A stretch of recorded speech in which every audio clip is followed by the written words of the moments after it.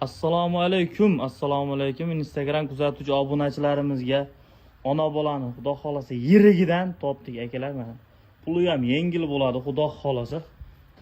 Alloh garbonoslarga bir ahamiyat berib qo'yaylik akalar. Buni orqasiga mana dumbarasizlar. Haqiqiy yaxshisidan bola ham xudo xolasa sog'lig'iga ko'paysin. O'ziga yetib olgan bola ham qarang.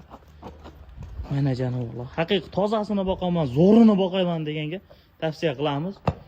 Onasining tishi 4 tish ekan akalar. Xudo xolasa. Yana bularda oldida qo'chqor yurgan, endi bo'g'oz bo'lishi ham mumkin, bo'lmashi ham mumkin. Akalar, o'shani ham hisobini olib qo'yinglar. Mana janoblor.